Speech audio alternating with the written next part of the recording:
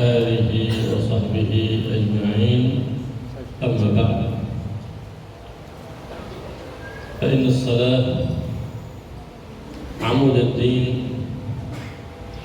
إذا صحت للعبد صلاته صحت له سائر أعماله، فإذا لم تصح له الصلاة لم تصح له الأعمال.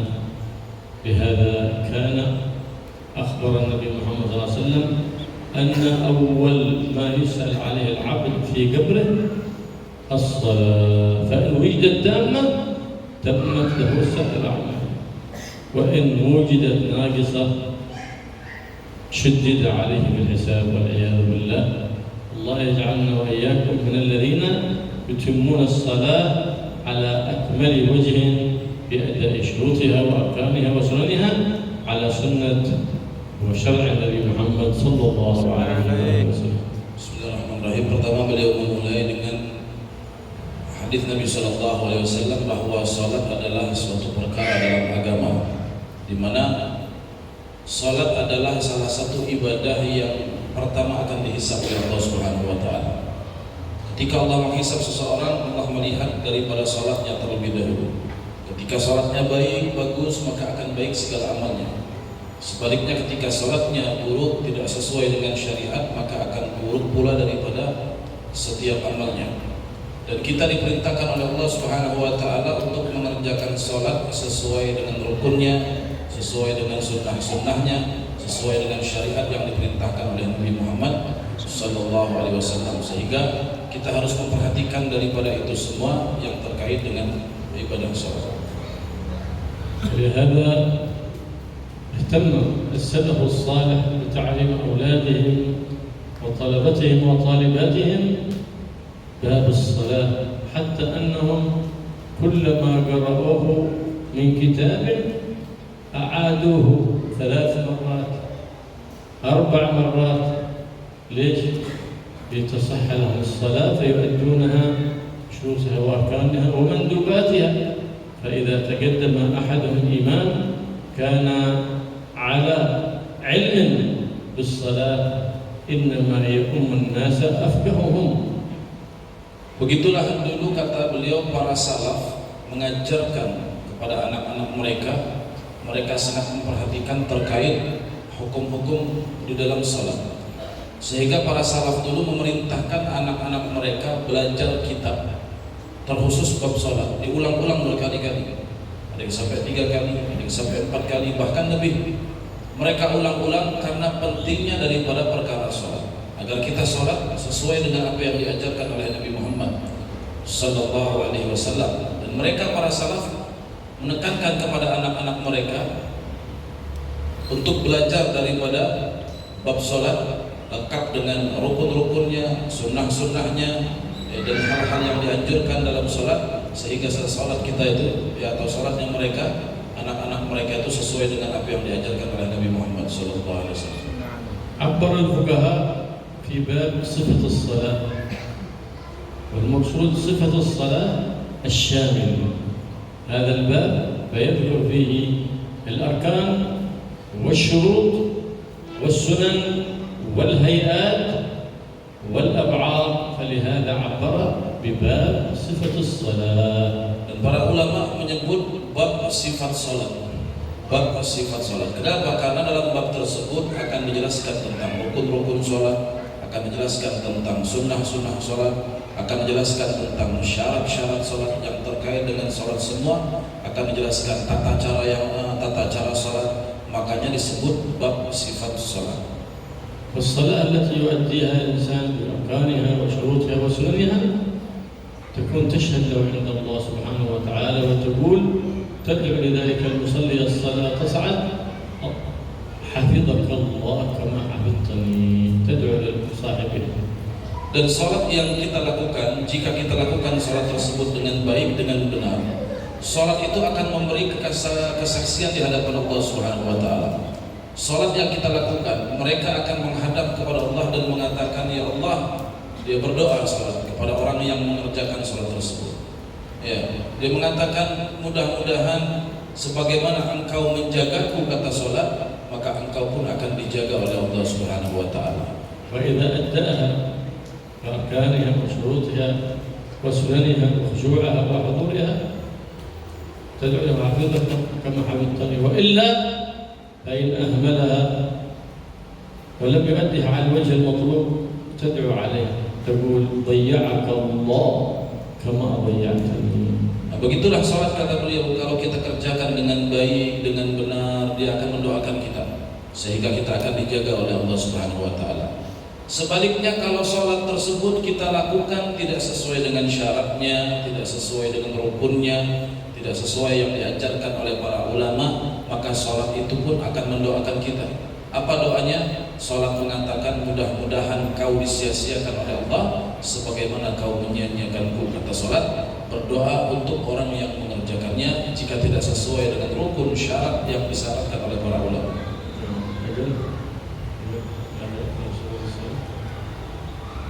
Furuduha thalathah. Al-awwal an-niyyatu bil qalbi. أركان الصلاة 13 عدها في المنهاج وفي المقدمة 13 وبعضهم عدها 17. أدخل الطمأنينات الأربع في محلها الأربع أركان المستقلة، أعدها 17. ومن عدها 13 عد الطمأنينات الأربع في محلها الأربع هيئة وشرط تابع للركن، لا ركن مستقل. والسؤال، هل يترتب على ذلك شيء عندما قال أركان الصلاة 13 وبعض الكتب تجدها أركان الصلاة 17؟ هل هناك خلاف حقيقي تنتج عنه مسألة معنوية؟ الجواب لا، ليس هناك مسألة معنوية تنتج من هذا الخلاف، إنما هو الخلاف لفظي فحسب. Beliau mengatakan sebagaimana disebutkan dalam kitab ini bahwa rukun atau fardu atau rukun salat ada 13. Begitulah disebut dalam kitab ini bahwa rukun salat ada 13. Sebagaimana juga disebut dalam kitab Minhaj rukun salat ada 13 dan dalam kitab-kitab yang lain. Sebagian kitab, kata beliau, menyebutkan bahwa rukun salat ada 17. Kalau dalam kitab ini rukun salat 13, kitab-kitab lain sebahagian mengatakan rukun salat ada 17. Lalu apa yang bertambah kok bisa sampai 17? Nah, jadi dijelaskan, kata beliau, kitab yang mengatakan rukun salat ada 13, mereka menjadikan tumakninah di dalam rukun-rukun salat dijadikan syarat. Contoh, disebutkan ruku, misalkan rukun salat, tidak disebut tumakninah dalam ruku. Kenapa? Karena nanti disebutkan syaratnya ruku tumakninah. Dijadikan tumakninah itu sebagai syarat. Itu bagi ulama yang mengatakan rukun salat 13. Tetapi di dalam kitab-kitab lain atau para ulama lain yang mengatakan rukun salat itu 17, mereka menjadikan tumakninah setiap rukun di dalam ruku, i'tidal dan yang lain sebagainya menjadi syarat tersendiri. Jadi kan kalau kita hitung-hitung tumakninah, i'tidal, ruku, sujud, ya, itu kan ada 4. Makanya 13 tambah 4 jadi berapa? 17. Nah, itu saja. Akan tetapi yang jadi pertanyaan lagi, kata beliau, dengan perbedaan pendapat, ada yang mengatakan 13, ada yang mengatakan 17. Apakah nanti perbedaan pendapat itu hanya sekedar dari segi makna saja, dari segi angka saja, ataukah nanti akan timbul dari perbedaan pendapat itu masalah lain? Karena para ulama setiap menjelaskan masalah fikih, kalau ada perbedaan pendapat kadang-kadang muncul masalah lain di dalam perbedaan tersebut. Nah, tapi dalam hal ini, kata beliau, sebetulnya tidak ada masalah yang akan muncul di dalam perbedaan pendapat tersebut, karena perbedaan pendapat tersebut hanya dari segi angka saja. Ada yang 13, ada yang 17. Artinya tidak ada masalah lain yang akan timbul dari perbedaan pendapat tersebut. الركن الأول، إذا كلما طالعنا كتاب أركان الصلاة 17 13 كله صحيح يبني على ما تقدم. الركن الأول هو النية. الركن الأول النية، والنية في الصلاة على 3 بمعنى قصد الشيء مقترنا بفعله، هذه على 3 درجات. Beliau menjelaskan, walaupun memang ada perbedaan pendapat yang mengatakan 13, yang mengatakan 17 daripada rukun sholat, semuanya benar, tidak ada masalah. Dan setiap kitab menyebutkan bahwa rukun pertama di dalam sholat yaitu niat. Sebagaimana makna niat kata beliau, qasdus syai' muqtarinan bi fi'lih, kita bertujuan melakukan sesuatu dibarengi dengan pekerjaan, itu namanya niat. Dan niat dalam sholat itu nanti ada 3 tingkatan. 3 tingkatan niat di dalam sholat. الدرجة الأولى إذا كانت الصلاة نفل مطلق فلا بد من قصد الفعل، أو أصلي، هذا قصد الفعل. وإذا كانت نفلا مؤقتا أو ذا سبب من قبلية أو بعدية، هذا مؤقت. أو وتر أو ضحى، هذا مؤقت. أو ذا سبب أي من خسوف أو كسوف أو عيد أو استسقاء، فلا بد من قصد الفعل أو من التعيين. أصلي ركعتين سنة صلاة عيد الفطر، صلاة عيد الأضحى، سنة صلاة الكسوف أو الخسوف أو نحو ذلك، هذا التعيين. فلا بد من التعيين إذا كانت الصلاة ذات وقت أو سبب. 3 tingkatan di dalam niat kata beliau. Yang pertama, kalau kita ingin mengerjakan sholat sunnah mutlak. Kalau kita ingin mengerjakan sholat sunnah mutlak, cukup qasdul fi'il, artinya cukup kita usolli. Itu makna daripada qasdul fi'il, kalimat usolli yang kita ucapkan dalam sholat. Artinya kalau kita mau sholat sunnah mutlak, usolli Allahu Akbar, sah sudah sholat. Minimal niat itu yang kita baca dalam sholat sunnah mutlak. Tetapi kalau yang dikerjakan sholat sunnah yang memiliki sebab, atau sholat sunnah yang memiliki waktu, contoh sholat sunnah Idul Fitri, sholat sunnah Idul Adha, atau termasuk kata beliau sholat gerhana, baik itu gerhana matahari ataupun gerhana bulan, maka wajib kita menyebut 2 hal. Yang pertama qasdul fi'il, kalimat usollinya tadi. Yang kedua ta'yin, menyebut sholat yang mau dikerjakan. Jadi kalau kita contoh mau sholat Idul Fitri, usolli sunnah rak'atain min Idul Fitri, harus disebut Idul Fitrinya.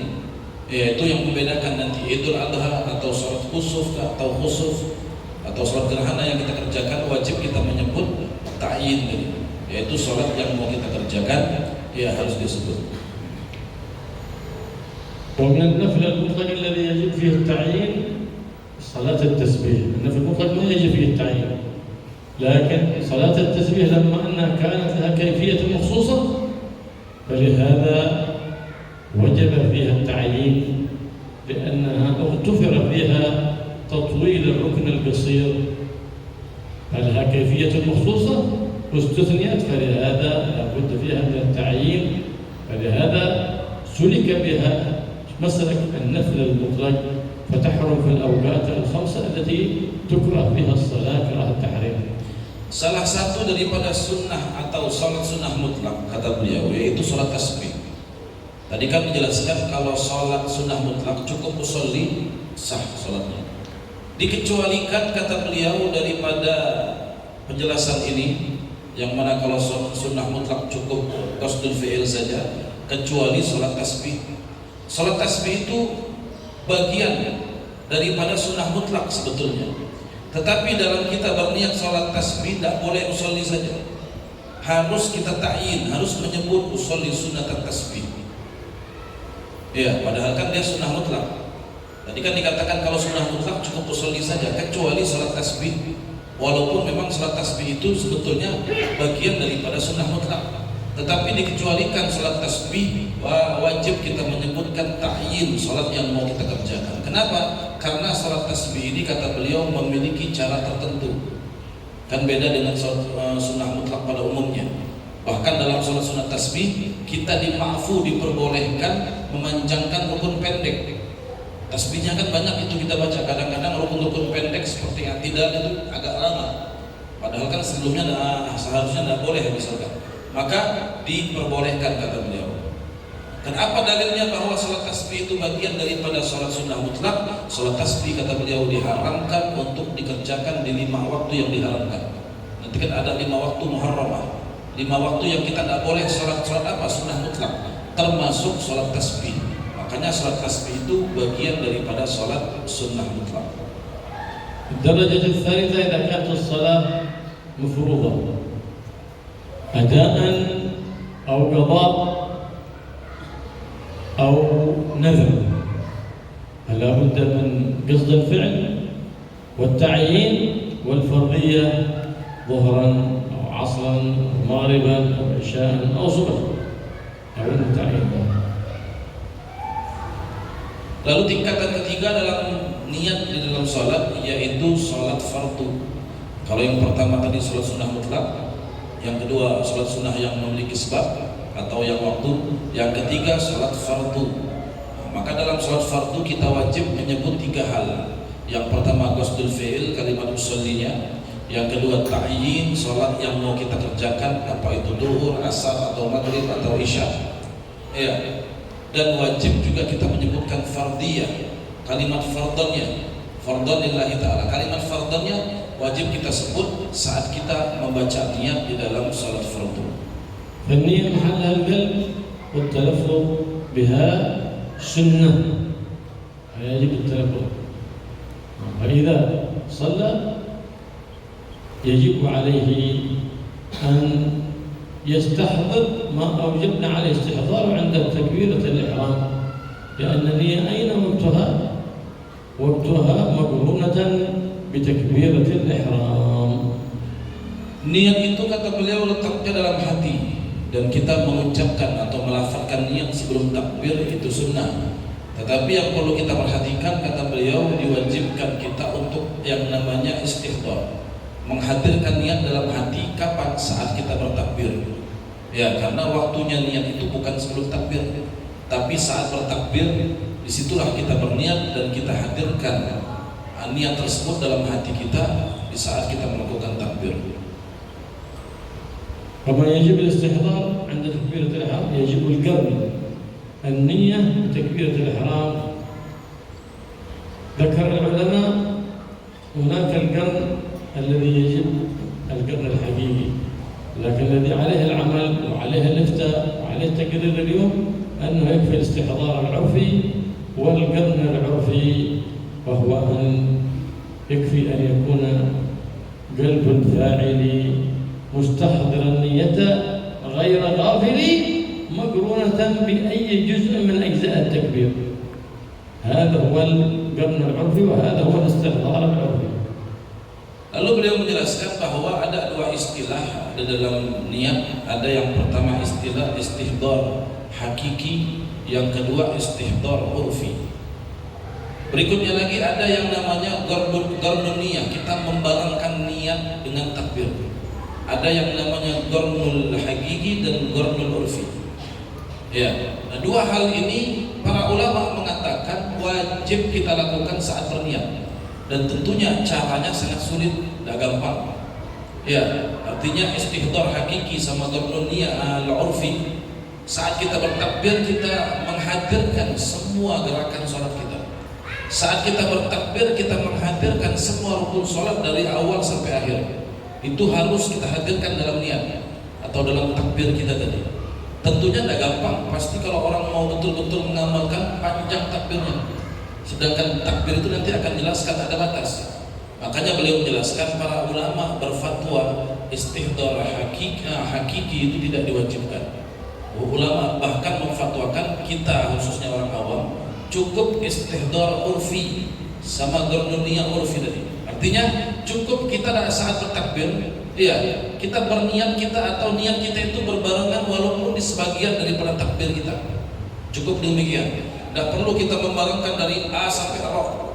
Ya, tentunya berat. Cukup kita membarengkan niat dan takbir kita walaupun di sebagian, walaupun misalkan kita berniatnya saat membaca Ba-nya, saat membaca Ra-nya, itu yang disebut dengan istihdar urfi sama gharnun niyah al-urfi. الاحتياط ذكر العلماء بما أن القرن يكون النية بتكبيرة الإحرام قالوا لا يمدها كثير حتى إمكانه أن يستحضر النية في جميع أجزاء التكبير من الألف الله إلى راء أكبر الله أكبر هكذا حتى تعم خروجا من خلاف من قال أنه يجب الاستحضار أن يعم جميع أجزاء التكبير. Tetapi seyogyanya memang kata beliau kita menghadirkan niat dalam hati kalau bisa di dua kalimat Allahu Akbar. Tadi kan pendapat yang pertama harus dua-duanya, harus panjang tadi. Pendapat yang kedua cukup sebagian saja, entah di kalimat Allahnya atau Akbarnya. Tetapi kata beliau seyogyanya kita menggabungkan kalimat Allahu Akbar dan saat kita mengucapkan dua kalimat itu, disitulah kita berniat. Kenapa? Khurujan minal khilaf. Karena keluar daripada khilaf, menghindari daripada perbedaan pendapat ulama yang mewajibkan niat tersebut harus kita ucapkan di dua kalimat, yaitu kalimat Allah dengan kalimat Akbar.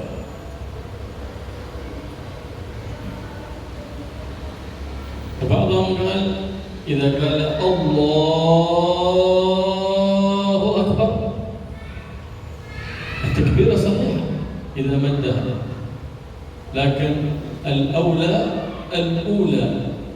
حتى يتمكن من استحضار النية في جميع أجزاء التكبير. Akan tetapi kata beliau, kalau seandainya orang memanjangkan takbir Allahu Akbar, takbirnya sah-sah saja selagi panjangnya itu tidak melampaui batas, nanti akan disebut. Akan tetapi kata beliau, kalau kita pengen menggabungkan dua kalimat tadi, atau kita menghadirkan niat dalam hati di dalam dua kalimat, maka cukup pendek saja Allahu Akbar. Mungkin tadi dengar kita sholat Jumat ya, beliau takbirnya pendek. Kenapa? Biar kita bisa menggabungkan niat di dua kalimat. Kita bisa menghadirkan niat di dua kalimat, yaitu kalimat Allah sama Akbar. Karena kalau kita panjangkan nanti repot hati kita ini untuk menghadirkan niat di dua kalimat tadi. Wal niyati syurutun wa ahkam. Saat kita membahas daripada niat, yang namanya niat itu ada yang namanya syarat-syarat dalam niat dan hukum-hukum yang terkait dengan niat. Ahkam an-niyah sab'ah. Dan hukum-hukum dalam niat itu ada 7. Al-awwal al-haqiqah, wa huwa qasdu asy-syai' muqtarinan fi'lan. Yang pertama kata beliau definisi daripada niat itu, yaitu kita bertujuan melakukan sesuatu berbarengan dengan yang kita kerjakan. Itu definisi daripada niat. Hukm an-niyah al-wujub. Law ma fi niyyah ma fi salat. Dan hukum daripada niat itu sendiri kata beliau wajib. Jadi maksudnya beliau membahas niat secara umum, apapun ibadahnya. Ya rata-rata yang namanya ibadah wajib kita melakukan yang namanya niat. Wal محل النية القلب، إنما يسن التلفظ باللسان فلا ينبغي الوسواس لمن يوسوس أصلي. إذا كانت التلفظ بيأتي لك بالوسواس اترك التلفظ وكبر على طول واستحضر، فإنها الوسواس ليس من شريعة النبي محمد صلى الله عليه وسلم، إنما هو يدل على جهل بالدين. Lalu kata beliau, di dalam berniat tadi juga kita harus menghindari yang namanya was-was. Kadang-kadang ada orang was-was dalam berniat. Ya, dia kadang usolli dibatalkan, takbir. Ya, tentunya kalau kita berniat kata beliau kita hindari, kita tinggalkan daripada hal tersebut. Karena yang namanya niat itu letaknya di hati. Ya, adapun kita mengucapkan niat itu sunnah. Seandainya pun tidak bisa usolli dia takbir, lewatkan daripada niatnya. Yang penting dia berniat di sebagian daripada takbirnya. Tidak perlu kita mengikuti daripada yang tadi yang hukum yang lebih berat. Kenapa? Karena kata beliau, orang yang was-was itu harus menyadari bahwa was-was itu bukan ajaran daripada Nabi Muhammad sallallahu alaihi wasallam. Justru orang kalau memiliki sifat was-was itu menunjukkan kebodohan, dia tidak memahami daripada hukum-hukum yang disebutkan oleh para ulama. Al-fadl kullu fi ittiba' an-nabi Muhammad sallallahu alaihi wasallam. Ma hunaka fadl في مخالفة الاتباع. ولو كان في الوسواس فضل لدلنا عليه سيد الفضائل محمد صلى الله عليه وسلم. Segala keutamaan akan kita dapatkan dalam ibadah kalau kita mengikuti Nabi Muhammad sallallahu alaihi wasallam. Tentunya orang was-was itu tidak memiliki keutamaan. Kalau orang was-was memiliki keutamaan, pasti Nabi nyuruh kita was-was. Ya, tapi nyatanya tidak. Itu menunjukkan bahwa was-was tidak memiliki keutamaan, dan keutamaan akan kita dapat kalau kita mengikuti Nabi Muhammad. إذا كان المصلي مصلي يقول الشيطان لا ماشي منه، قال الله أكبر يقول التكبير حقك ما صحيح، أعد التكبير الله أكبر، فيجمع الشيطان أصحابه ويضحكون على ذلك الرجل وهو لا يراهم، ولو كشف عنه الحجاب لرأى خنزر اسم شيطان متخصص بوسواس الصلاة وأصحابه يجتمعون على الضحك عليه، تصير أضحوكة للإبليس وأصحابه. أرضيت الشيطان وأسخطت الرحمن بالوسوسة. Jadi orang was-was itu, kata beliau, sesungguhnya hakikat orang was-was itu orang yang dibisiki setan. Ketika dia mengucapkan usolli, setan ngomong biasanya dibisikin sama setan, lalu kurang pas niatnya. Saat dia mengucapkan Allahu Akbar, setan ngomong lagi, itu nggak sah tuh kata setan. Ya, setan kumpulin orang kalau mau sholat itu, kata beliau, ada setan khusus namanya khanzab. Ini nama setan khusus. Ya, tugasnya mengganggu orang sholat, tugasnya memberi was-was dari awal, dari takbir. Ketika orang bertakbir, setan bakal bilang, oh itu kurang pas takbirnya, makanya suka dibatalkan orang was-was. Dia takbir lagi, setan yang lain nanti ngomong, ya itu nggak sesuai itu takbirnya, dia batalkan lagi. Sehingga apa? Sehingga ketika orang was-was itu dikelilingi setan, setan ngetawain dia, ketawaan tuh setan, ngetawain orang was-was, baru takbir dibatalkan, takbir dibatalkan. Makanya kata beliau, seandainya orang was-was itu dibukakan pandangannya oleh Allah Subhanahu wa Ta'ala, ya dia akan malu. Kenapa? Jadi bahan ketawaan setan. Makanya kita harus menghindari daripada sifat was-was. كما أن للطهارة هناك تخصص آخر من الشياطين يقال له الولهان، هذا يوسوس الإنسان في الطهارة، بالوضوء، بالغسل، بالنجاة، يوسوس له بالطهارة. كذلك لما حتى يشغله عن حقيقة العبادة، فلا يهتم بحقيقة العبادة بل يهتم بظاهر العبادة. Sebagaimana juga kata beliau, saat kita bersuci, ada setannya juga yang spesialis mengganggu orang saat bersuci. Kalau tadi setan khusus mengganggu orang sholat biar was-was, ada setan-setan juga yang khusus tugasnya mengganggu orang bersuci. Namanya setan itu namanya walhan. Itu setan yang khusus untuk mengganggu orang yang bersuci. Makanya kita dalam ibadah kita itu tidak dituntut untuk mengungkap hakikatnya. Kita tidak tahu hakikat. Cukup kita melaksanakan yang zahirnya saja. Ya, kalau kita mau mengerjakan yang hakikatnya pun tidak sampai kemampuan kita untuk melakukannya. الشيطان له جامعة كبيرة وفيها تخصصات كثيرة، لكل معصية لها تخصص. عنده متخرجين من تلك الجامعات، في عنده بروفيسور إبليس، دكتوراه إبليس، أداء عالية إبليس، أداء SM إبليس، أداء SD إبليس. كل هذا موجود في الجامعة التي ركبها على البحر في مثلث برمودا. Jadi kata beliau, sama setan pun ada sekolah-sekolahnya. Dia punya universitasnya, dia punya SMP, SD, SMA, semua ada kata beliau. Sehingga setan itu pun mereka dicetak untuk menjadi spesialis mengganggu orang-orang yang beribadah atau mengajak orang bermaksiat. Nah, dia punya tugas masing-masing. Kayak tadi contoh, biar ganggu orang biar was-was sholat, khusus tuh setannya. ada yang ganggu orang lagi bersuci khusus, ada ganggu misalkan buat kita ngantuk di majelis, misalkan itu khusus sama. Ada juga yang ganggu ngajak kita maksiat, semua. Mereka punya tugas masing-masing.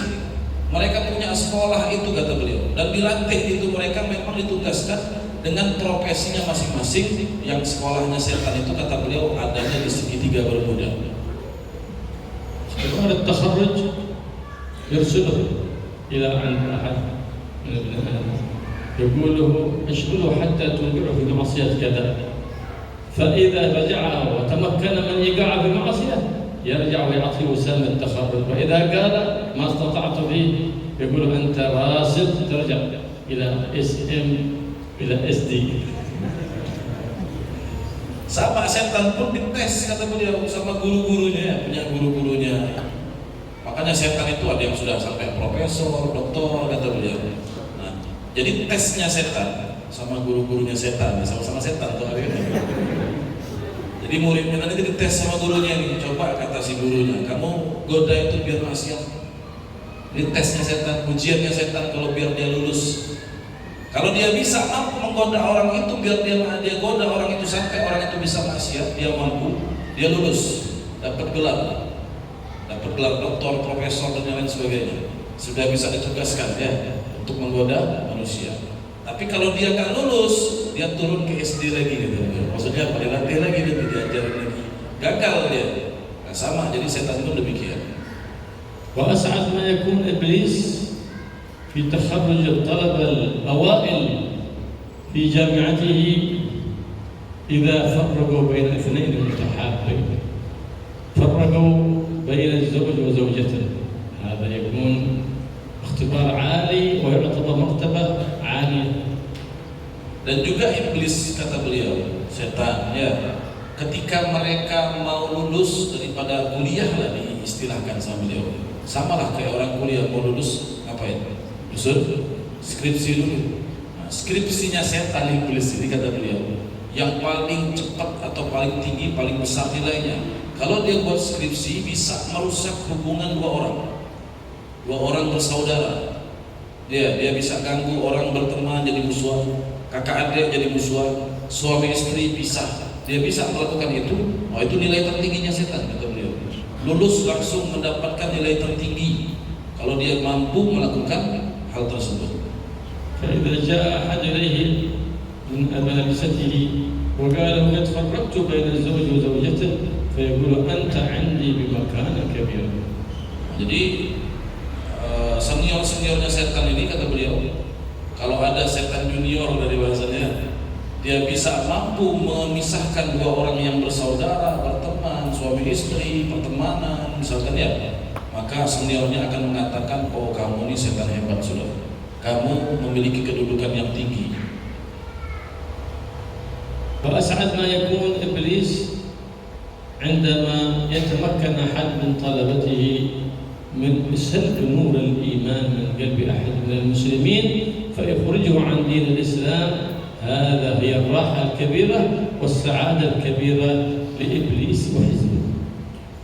Dan yang paling berat bagi iblis, tugas mereka itu paling berat, menarik keimanan dalam hati kita, mencabut cahaya keimanan dalam hati kita. Itu paling berat buat iblis.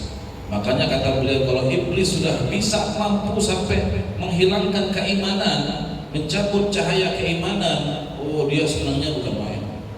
Dia senangnya luar biasa, akan santai hidupnya. Kenapa? Karena sudah bisa menghilangkan keimanan dalam hati seseorang. هذا ينبغي للإنسان إذا أراد أن يصلي وخاف من الوسواس أن يقرأ قبل الصلاة سورة الناس. Makanya kata beliau mengatakan, kalau kita khawatir, takut daripada godaan setan, iblis, was-was dan yang lain sebagainya, maka beliau memberikan amalan hendaklah membaca surat An-Nas. Ya, membaca surat An-Nas sebelum sholat. Sebelum sholat perbanyak membaca surat An-Nas, insyaallah Allah jauhkan iblis dari kita. كلما خطر في باله وسواس من الرجيم الخناس يستعيذ بالله ويتعوذ من الشيطان الرجيم ويقول: بسم الله ذي الشان، بسم الله ذي الشان عظيم السلطان شديد السلطان، بسم الله ذي الشان عظيم البرهان شديد السلطان، كل يوم هو في شان، أعوذ بالله من الشيطان. فإن الله سبحانه وتعالى يحفظه من وسواس الشيطان وهمسه ونفثه. Lalu juga beliau mengajarkan amalan kepada kita semua biar kita terhindar daripada waswas tadi. Perbanyak membaca doa ini, kata beliau. Bismillah, Lishan Azim Sultan Azim Burhan Syadid Lishan Azim Burhan Syadid Sultan. Bismillah, Lishan Azim Syadid Sultan. ما شاء الله كان